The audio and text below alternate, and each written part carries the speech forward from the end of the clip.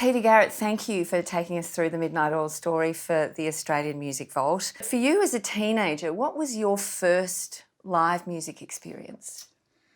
As a teenager, my first live music experience is sneaking out at night with my mates to listen to Tamim Shad play in a Masonic hall up on the North Shore of Sydney, and watching all the older kids go in and us just sort of with our ears on the brickwork.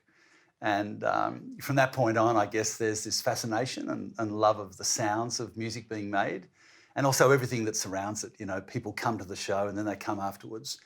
And that music, which really had a ring and a resonance, which somehow tinkled something inside me, which said, these are my peers, they're doing something which maybe I'll do in the future. Beyond Tam and Shad, who were your main Australian music influences of that time before you actually joined the band and perhaps in those early years?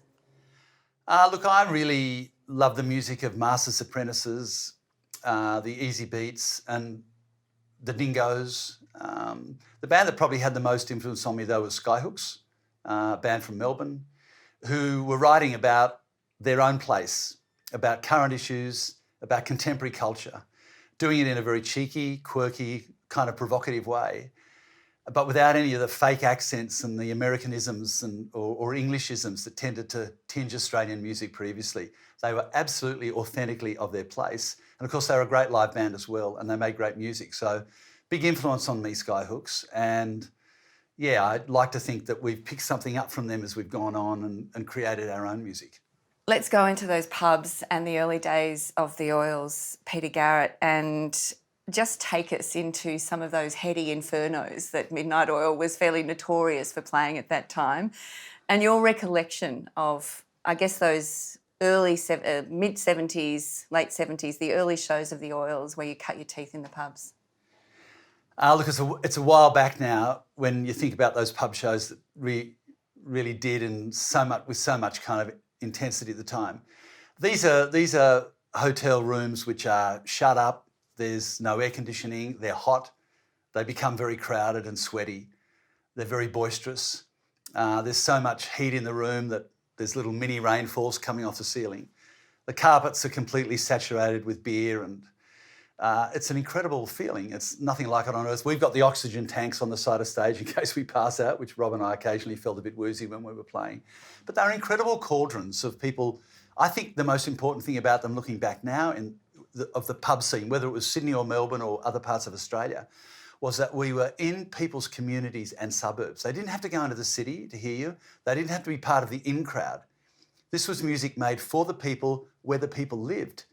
And they came in droves, and they were an incredible celebration of that youth culture of Australia at the time, waking up to the fact that we had our own musicians writing songs about things which we were feeling as young people, and then gathering with our mates and just basically, going for it.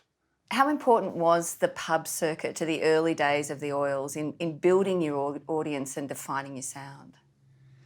I think the pubs became a kind of a celebratory meeting ground for people who wanted to hear new bands that were local, that were writing about things that they knew something about or was happening in their own lives.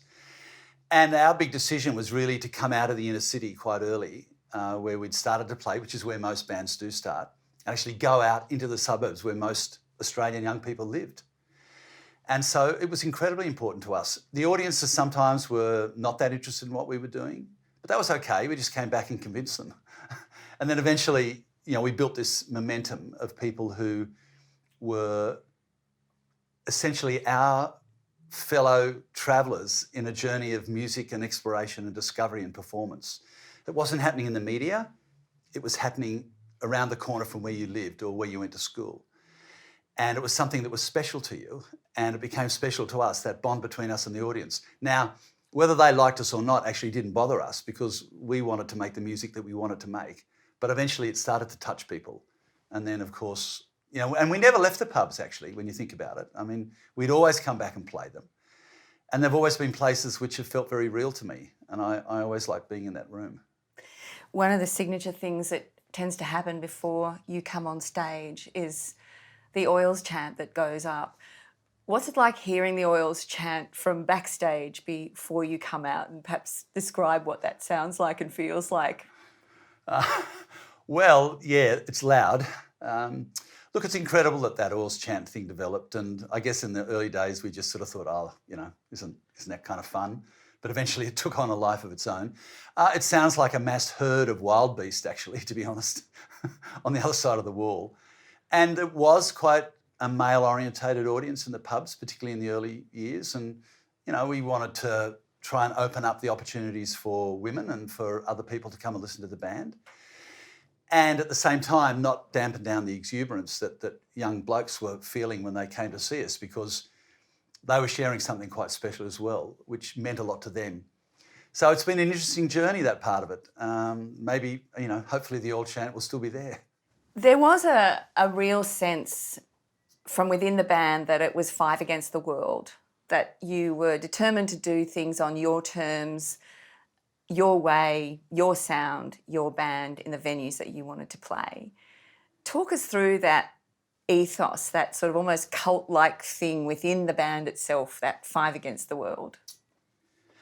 Look, I think the Oil's 5 or 6 with our managers against the world thing was very much born of two strong driving kind of philosophies. One, the music. It was precious to us. A lot of work went into writing and performing and getting it ready and arranging it. And it wasn't music that was designed to get onto the charts. It was music that was designed to make us as a band really go out and do whatever we could when we played it. And the second part of the philosophy was to say what we felt and to act on that as we went. And marrying those two things up is really Midnight Oil. It's the music and the politics and the way that they mesh. And at some point in politics, you can't just talk in slogans. You've actually got to do something. And I think when we realised that we had to do something, we had to take control of our own career. And so we were very bloody minded about what we were doing. And we didn't want to compromise our vision. And we wanted to do things on our own terms. And if that meant saying no to money or different offers or whatever, then that just became kind of the way that we worked. And over time, we found people that we could work with who respected that and appreciated that. And it kept the original music fresh. It kept the original vision intact. And I think that's sustained us to this very day. Now, obviously, you go in this direction and you come up against the whole world that wants to hear you and the record companies and the paraphernalia of the music industry. But that underlying philosophy, that commitment to be ourselves as much as we could, and forget it if you don't like it, this is who we are and what we are, and this is what we want to say, has stayed with us all that time. Describe, Pete, the very heady social and political temper of the times, I guess, that was the backdrop of the mid to late 70s in Australia, that was the genesis time for the band, kind of an urban Australian angst meets global foreboding in lots of ways. What, in your mind, were the political and social issues, the backdrop that shaped the early years of the band? I think the first thing that was happening when we first started out was that we'd come through this interesting period that's known as the conformity of the 50s and then the liberation of the 60s, but where was it going to go? And for young Australians, finally finding a voice and trying to stake their place in the community, sometimes at a time of high youth unemployment, sometimes at a time when they were being spoken down to, and later on at a time when there was this massive build-up of nuclear weapons, the world was divided into two armed camps, decisions were being made about our futures, which we weren't a part of. And that became quite a strong permeating influence on the way in which people lived and worked, and of course the music and other culture that they wanted to interact with. There was a sense too of doing it with a very Australian voice, with an ironic, almost larrikin Australian voice, a determined Australian voice through that. Why was that, I guess, such a driver for the way that you wanted to communicate those messages through the music? Well, I guess the obvious thing to say about the Midnight Oil voice is that we are Australian musicians, and it's our country, our culture, and if you like, our way of being who we are, which we want to express through our music, that's most important.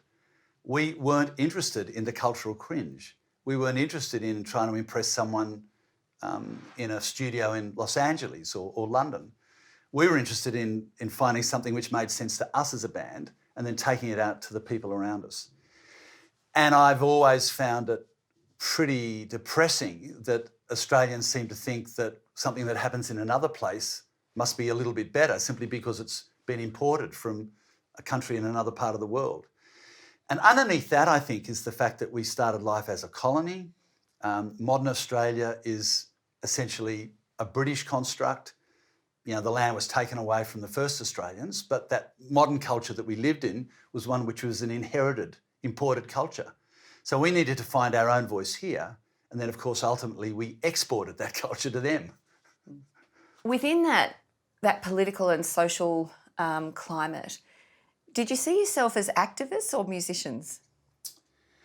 I think in the first instance, we saw ourselves as musicians and then as activists. And there's musicians in the band who are more musicians, and there are activists in the band who are more activists. And, you know, I mean, Rob and Jim writing a lot, the boys doing their rehearsing, then us going out and doing events, and then me taking another step with working on environment or going into politics. So we married the two things, but primarily we are musicians, and we have to be to keep Midnight Oil whole and real. The Head Injuries album, 79, but particularly a track like Stand in Line. What was the key messaging around that time musically, and what did it say about what the politics were at the time that you were commenting on? Well, I think at the time of Head Injuries and the Stand in Line track in the late 70s, in 79, it was very much about saying, hang on a minute, we've got a voice. We don't agree with what's going on. We want to be able to express it. We want to shout it. We want to put it in music. And we want to invite other people to think like that and to join us. Whether they did or didn't was up to them, but this is how we felt, and we felt it very, very strongly. And you put it in a strong track like that, and then you go out and you punch it to people. Fourth album, the breakthrough album, the 10 to 1 album, and Power and the Passion, which was the breakthrough single, the commentary around that, the Americanisation of Australia. Set the scene for us, early 80s, and the significance of that record and particularly that song. Well, I think by the time we got to the early 80s and we made 10 to 1, we had a world that was lining up with masses of nuclear weapons which could completely obliterate the planet. We had a bunch of decisions being made for us, including about our own country in other countries. And it was just this sense that we needed to stand up for ourselves and have our own voice and try and, you know, declare our own interest. But Power and the Passion is a song that reflects that, also reflects the love and the connection that we had to the place that we came from. And it's a way of marrying, if you like, a poet's affection for their community and their country with an issue of the moment which is really important to them, and banging it into a song and see if you can make it work. In those days, Flat Chat Pine Gap in every home a Big Mac. Has that lyric been easy for you to sing over the years? Yes and no. I mean, I think that we've changed as a country in terms of our maturity and our ability, and we've got more control over what we do now. At the same time, we've still got a situation where essentially our relationships are relationships of a lesser order, as a lesser power. And it's very challenging for people, and it certainly was for me in politics, to think about that, because if you want to be more independent, then you probably have to spend more money on defence. You know, you need to have much more effort in your diplomatic and your trade world and all those kinds of things that nations have going. So you can't simply look at it by way of a slogan. You have to look at it as to what it actually means in terms of how a country would constitute itself. But underneath all of this is a sense of growing Australian nationalism, a sense that we need to be proud of who we are, but also recognise where we're falling short, and create some controversy around our ideas and our views. Okay, Diesel and Dust, Dead Heart, most successful single. Give us the backstory of the Dead Heart and I guess the context of that record, the timing it came out, and what you wanted that song to really be about and touch people with. Well, at the time of recording The Dead Heart, the country was in a ferment about Aboriginal land rights and whether Aboriginal people should be able to get land back from them, which effectively had been stolen. And in some instances, Aboriginal people were given some land, and in some instances, they then committed it back to the people of Australia. And that was the case with Ayers Rock, or Uluru, which was handed back to the Pitjantjatjara people. And they then, in turn, leased the rock back as a national park for the whole of Australia. And those people asked us to write a song for a film that was about the handing back of the rock. It was called Uluru, an Anungu story. And a bunch of songs came forward. Rob and Jim got working. Dead Heart was one of those that came forward in its shape, and they loved that song and said, we'd like to use it. And that was before we recorded Diesel and Dust. We then subsequently, of course, travelled into remote Australia. We did the Blackfella, whitefella tour with a Warrumpi Band, an Aboriginal band at the time, going to communities and settlements where Aboriginal people were living and in their country. An experience which really changed us as a band, as people will know. And out of that came the Diesel and Dust record as a whole. And it was a huge moment for Midnight Oil because it connected us with a part of our country which was there first, which we hadn't experienced before. We made relationships with people we didn't know. We came to understand the culture a little bit, and you can't help but be affected by it and moved by it, including the differences and the way in which we saw ourselves and the way in which we made music afterwards. What did it mean to you then to see the success of that single, given what it was talking about? The most successful single for the band is The Dead Heart, talking about Australia having a black history and a black heart. What did that mean to you, that song has actually been as successful as it has been? Well, it's incredible to see that The Dead Heart is one of those successful songs because of its subject matter, but we still got more to do. So I think until we actually do have a proper settlement and accommodation with Aboriginal peoples in place, until we do see young Aboriginal people with the kind of opportunities that other young people have, until we do see health and the criminal justice statistics and those things really, sort of dealt with and addressed properly, then The Dead Heart's unfinished business, if you like. It's the soundtrack of unfinished business. From the same album, Beds Are Burning is another song that has entered into the Australian lexicon and much loved. The backstory on Beds Are Burning and how it came about and how you would describe, I guess, the significance of that song. So having been invited to write a song about the handback of Ayers Rock and Uluru, and then having songs that had come in which the band could look at and start to work on, I mean, it had such a strong chorus. It was clearly going to be about that experience, meshing up the ideas that we had at the time to create a song that kind of almost was a distillation of the experiences that we'd had and what we wanted to say. And you don't know at the time what you're doing when you're writing music and songs. I mean, we had great material to work with that the boys had brought in, but it's not until you finished it and you actually give it to the world that you find out that a song like Beds Are Burning actually does reach people. So I don't think we were ever so conscious in our own minds, at least I wasn't, of what it was we were doing. You only find out about that afterwards, and then you can be thankful if you've had some small impact. Singing about those issues, singing about our first Australians in a way that has had such resonance, and it's so important to you and others in the band. What does that feel like for you when you're actually performing those songs and you can see them being given life by an audience and people embracing it through record sales and the like? What does that feel like in terms of actually being able to convey that message? I think when we're doing songs like Beds or other songs, or when I'm singing them, it feels right to me in the sense that I don't think I could ever sing stuff that wasn't strong and didn't make sense to me and wasn't about my own sense of inquiry or the band's shared sense of what's right and wrong. In other words, I can't really envisage not singing songs like that. At the same time, I think I've been very lucky and the band's been very lucky to have quite unique insights into Australian Indigenous culture. We've been able to travel to those areas. We've had strong connections with people and communities. And it's been something which we've wanted to carry through. I feel that's very important. In fact, almost the most important thing for Australians in the time that we live. We must get this accommodation between the first Australians and the subsequent Australians settled and right.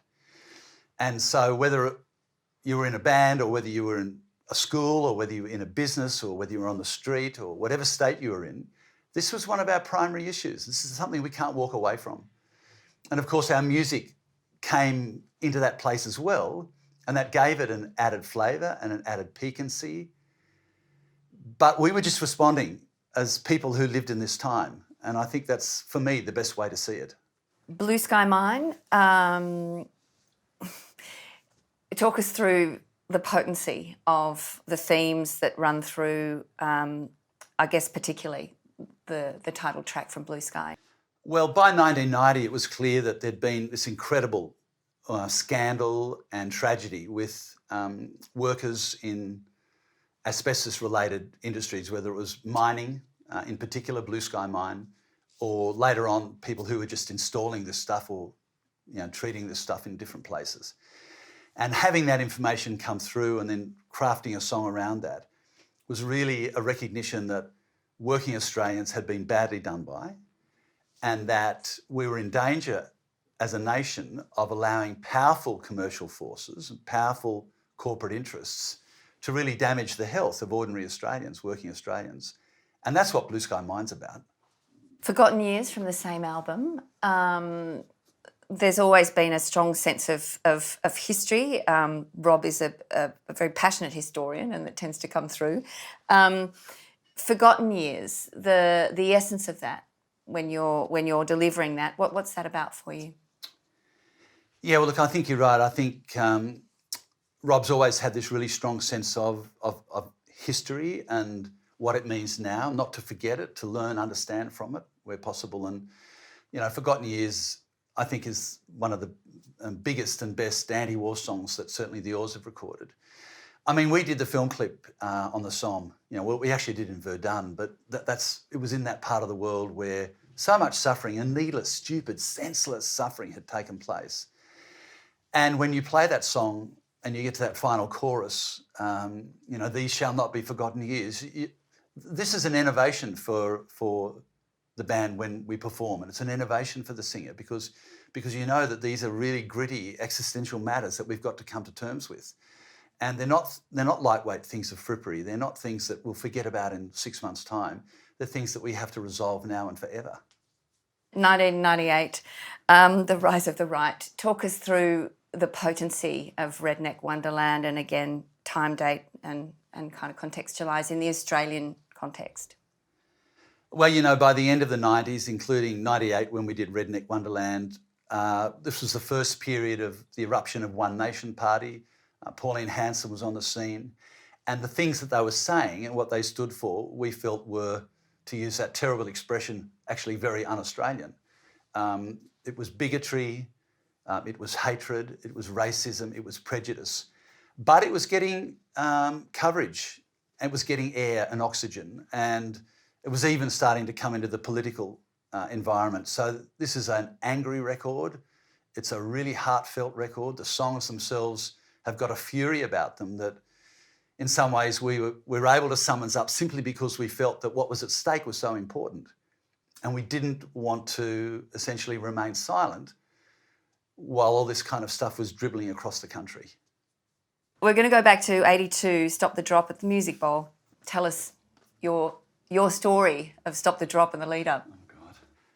The important thing to remember in the early 80s is there were, tens of thousands of armed nuclear warheads primed to go off. And that all around the world, people were out on the streets marching and protesting. And we were involved, and I was involved with groups in Sydney who became part of that movement. And eventually, of course, the idea came to actually put on a concert at the Myer Music Bowl, which reflected exactly what was going on at the time. We wanted to stop this particular insanity from going any further. And we were lucky to get a bunch of well-known artists to come and play. We had a fantastic roll-up, and that permeated and sort of echoed out from that concert. And the movement continued to build over time. And through that mid-period of the 80s, we saw both much more direct political action. I stood for office for the Nuclear Disarmament Party in the Senate, nearly got elected to the Senate. Some would say probably a good thing I didn't. But at the same time, the superpowers themselves started to reassess this business of holding all these weapons, building all these weapons, threatening to use these weapons. And we've had gradual disarmament of a kind since that time. It was probably the first real call to action, big issue concert for the oils, I think. You mentioned there was a great roll-up. Just if you could sort of give me a kind of a snapshot of who was on the bill and I guess how that concert was received and what it kick-started as well. Well, the thing about Stop the Drop is it was a strong bill. We had In Excess, who were a Sydney-based band, of course, Red Gum, Goanna Band, and an atmosphere. It's kind of like a tribal gathering, really, isn't it? Where you've got those bands, that big audience in place, very strong sense that you wanted to say something and take it somewhere. And the energy that flowed out from that and the publicity, hopefully that flowed out from that, then of course saw the beginning of this broader movement start to build momentum. You ran for the Senate off the back of that, 1984, almost got elected. What did it say to you, that experience running for the Senate in 1984 and getting over 9% of the primary vote, almost getting into the Senate? What did that say to you about the power of music in political activism? I think running for the Senate showed that, I'd been lucky enough to have a platform where I was visible, and that had come through the oils and the music that we'd made and the audiences that we'd connected with. But I was also aware of the fact that once you actually stepped out of that and started a political campaign, that kind of mattered and didn't matter at the same time, and that you had to be able to construct an argument and put your point of view and organise yourself in a way which meant that you were a serious political candidate. And I was nearly elected. We had much higher percentage of votes than most of the senators that are sitting as independents today, I can tell you. The other thing I think about it was that we had a gathering together of young people, of the arts community, the literature community. We brought together a whole group of people as a part of that campaign to try and turn it into something which mobilised people in a way which they hadn't been mobilised before. And of course, it was both successful and non-successful at the same time, as many of these things are. But, given my druthers, I'd certainly do it again. Stop the Drop was also a precursor for a number of major concerts that the Oils were part of, a couple of them at the Bowl, but other places as well. Wave Aid in 2004, the tsunami benefit. Why was that an important one for the Oils to reform to do? I think it was important to reform for Wave Aid, partly because it was the kind of thing that we had done in the past. We'd always taken the performances out where we had an opportunity and done a benefit concert or something around an issue, because it felt like a natural kind of linkage between what we were singing about and what we'd recorded. And I think there was a big outpouring of sympathy and concern for the people who'd been affected by the tsunami. It's our region of the world. It was in Southeast Asia. And they needed bands. If they were going to fill up the cricket ground, they needed someone, they could make a big noise and pull a big crowd, and we were ready for it. I'm going to take you back out to the Blackfella, whitefella tour and the wonderful, much-loved Warrumpi Band. Just give us a sense, Peter Garrett, of the impact of Indigenous bands, particularly through the 80s, kind of like our, it was sort of our version of the 60s in some ways, the 80s in Australia. But the role of Indigenous bands, and particularly the impact of being taken out bush with the Warrumpi Band and the power of the Warrumpi. So take us back to that tour and the impact it had on you and the band. Well, I think in the mid-80s for us particularly, we were a generation that needed to understand Aboriginal Australia. And of course, as musicians, the best way we could do that was to discover and spend time with Aboriginal bands, and they were there and they were making music, and they were making strong music and saying really important things. And then to go and to travel and to spend time with them and go into community to play, which was what we were able to do with Blackfella, whitefella. I mean, it was an incredibly important and unique opportunity for us as musicians and as fellow Australians. And the potency of going out there and sharing an experience that you never would have had otherwise has stayed with us to the present day. And the music that those bands were making, whether it was the Warrumpi Band or No Fixed Address or Coloured Stone and then later on Yothu Yindi, they needed a foundation where they could take their music not only to their own people but to the rest of Australia, so that Australia could hear in a way which wasn't, preachy or didactic. It was happening in a musical form. It was a very creative political expression that was going on at those times, and it was very powerful as a result. Those tours, though, for you were the support band. So In some places we were, that's right. tell us about being the support act to Warrumpi Band and being in some of those remote communities and what that was like. Well, it's kind of interesting to go somewhere where you're too noisy and too big and not recognised at all. It's very good for you, actually. Oh, look, it was just a fantastic experience, to play with the Warrumpis and to support them on different occasions, and to find ourselves in a world that was Australia before, in a sense, the suburbs that we grew up in were even conceived of. And for me, that's the most telling thing. We were in the timeless but still modern and contemporary part of our world, which was Aboriginal Australia. And we were there in our rightful place, which was supporting the Aboriginal band. That's as it should be. What was it about the Warrumpi Band for people that, if you had to sort of explain, and in the context of this curatorial sense, talking about how important they were and what they were singing about and their place, almost a bit ahead of their time in lots of ways. Yes, I think that's right. Talk us through the Warrumpis and the significance and importance of that band. Well, the Warrumpis were a really important band because they were of a place in Aboriginal Australia. They had Neil Murray, who was a school teacher who was working with them, who brought great songwriting gifts to share with the band. They had a dynamic lead singer in my late great mate George Warrumpi, and they were a fantastic act who had started to play to just 50 or 100 people in communities in remote Australia, west of Alice Springs, and took that in stages until they eventually were being played on the ABC radio and showing up in pubs, and played with us here in Sydney and played in Melbourne, and always retained their own sense of their country and connection to their people, and with a very strong message. 1988, the bicentennial year in Australia, and music played a big part in the social and political commentary of that year. At the Bondi Pavilion, there was a big concert called Building Bridges, and there was an album as well. Can you talk us through the involvement of the Oils with Building Bridges and what you remember of music as the soundtrack of that year? Well, I think we were really trying to be the antidote to all the jingoism and celebrations that were going on in the bicentennial year in 88.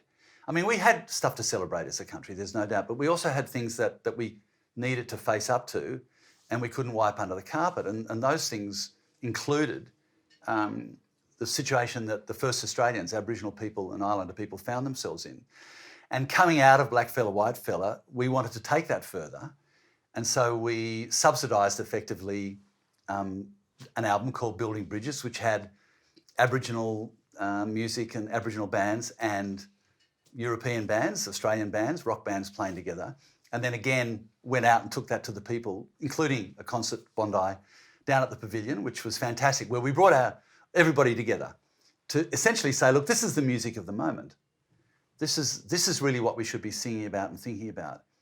It's not, putting our hand on our heart and saying, I am, you are, we are Australia, and woohoo, let's just go and, have a few beers at the pub. It was more about saying, hey, in this country, this is where we're at. This is what we need to be thinking about. This is what we're wrestling with, and this is what it sounds like. At the end of the 80s, you worked with the late Dr. M. Yunupingu and Paul Kelly on a song called Treaty. Pete, just talk us through the coming together of the artists that were involved in recording Treaty with Yothu Yindi, your role in that and why that was such an important song and message for you to be involved with. Paul Kelly and Dr. M. Yunupingu had worked up this song, and it was really in pretty good shape, and they brought it down to Sydney. Have a listen, what do you think? Can you add anything to it? Went into the studio and threw down some ideas and some guide tracks for Dr. Yunupingu to have a listen to. They recorded the song and the vocal, And I always felt when I first heard it that this was a song that actually had such strong meaning. And really the challenge was to get it out on the airwaves so that as many people as possible could hear it. And eventually, of course, through a lot of people's efforts, that led to Treaty becoming a hit around the country. It was a song that needed to be sung at the time about something that was incredibly important and which got mainstream hearing. It was the first time many people would have heard Aboriginal language on commercial radio. They may have heard it before a little bit, but this was the first time you heard it blaring out in homes right around the country. And it was such a call to recognition for a moment that Australians couldn't walk away from or couldn't ignore. And you could dance to it. Sydney 2000 Olympics, the Sorry Suits opening ceremony, and you play Beds Are Burning. The backstory, whose idea was it? How did it come about? How did you keep it a secret? Take us in a snapshot through the whole moment until you actually walk on stage and you're there in your suits. Look, the band always wanted to make a statement at the Sydney 2000 Olympics once we were invited to play. And we had long meetings, including with our then manager, Gary Morris, who was very direct and focused on what we needed to do. And eventually when the call was made for the Sorry Suits, it was the perfect idea for the time because the Prime Minister then, John Howard, was refusing to say sorry to Aboriginal people for what had happened. A dress rehearsal which didn't involve the suits, a real performance which did, and the rest is history. Who made the suits? Some seamstress person here in Sydney. And did you have conversations about where the sorries would be on each of your suits? I think Martin Rotzi from the Oils and Gary Morris worked with somebody here, a tailor in Sydney, to work that out and got them all lined up in the right way. Again, it's one of those things where you know you want to do something and so you try and follow it through as best you can. You're never really sure how it's going to end up. But as it turned out, of course, once we did the reveal and walked out into the Olympic Stadium, and then I think once people recognised what it was that we were saying, the rest was history. You know, it had to be done. The same thing happened in different ways at the Olympics. Aboriginal women dancers started the Olympics. Kathy Freeman won the 400 metres. Yotha Yindi played Treaty in the closing ceremony as well. And then we did the Sorry Suits. Exxon protest. Flatbed truck outside the Exxon HQ in New York City. Take us through a snapshot of the idea. Whose idea was it? It was a sort of classic environmental action. Give us the story. We were always agitating about wanting to do things in the States and get it in front of people's faces. And eventually someone said, well, look, you're going to be in New York. Why don't we go to Exxon?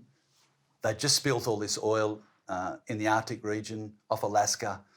They weren't cleaning it up properly. It had been a disaster, an environmental disaster. And so masquerading as film clip makers, we got there to essentially see whether we could get away with what was really a guerrilla action.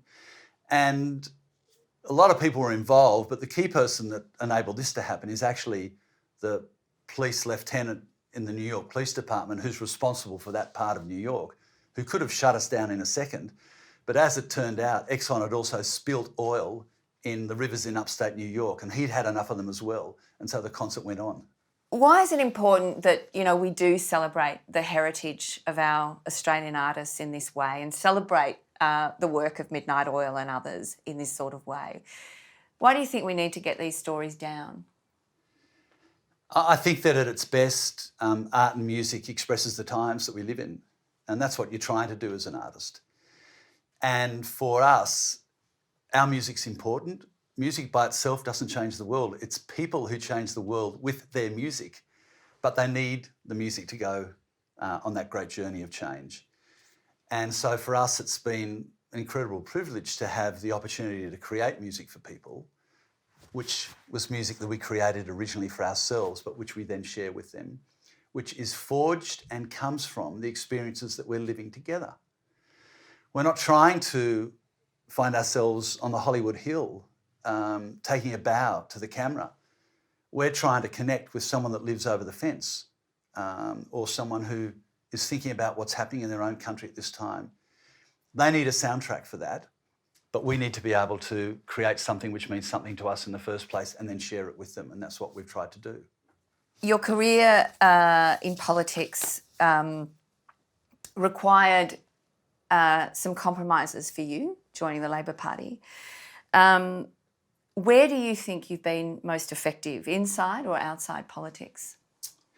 I think you can be effective in both places, inside and outside, and I think I've had the opportunity to try and be effective in both places as well. It's up for others to judge the balance of that. But for me, I've been extremely lucky to be able to essentially sing out to a wide audience about things which meant a lot to me. I've then had the opportunity to go to places to try and put them into practice. Now, sometimes you don't get quite as far as you want to, sometimes you do. I was the education minister of this nation for a needs-based education funding system so kids would get a good education even if they were poor. That alone, for me, was enough reason to go into politics, but there were many others. And I think, as I said before, musicians don't change the world, people do, but musicians create the soundtrack for the temper of the times and provide the nourishment, if you like, through the noises that they make and the words that they create to give people the energy to go off and do other work. Can you give us a sense of your own perspective on the importance of what the Oils have been about and what you've been able to give? There's a song, the opening line of One Country is "Who wants to change the world?" It perhaps is the naive idealist, but what impact do you think the Oils have had? It's very difficult for me or I think the other Oils to judge our impact. In fact, it's not really our job. Our job is just to keep on doing what we do and take the opportunities as they come. I think that we did have a very clear vision about what we wanted to be as a band and a very strong sense of speaking to the things that mattered to us. If we can continue to do that a little bit longer, we'll be lucky. Peter Garrett, thank you so much for sharing the Midnight Oil story, and may it continue to burn bright. Thanks very much, Tracy.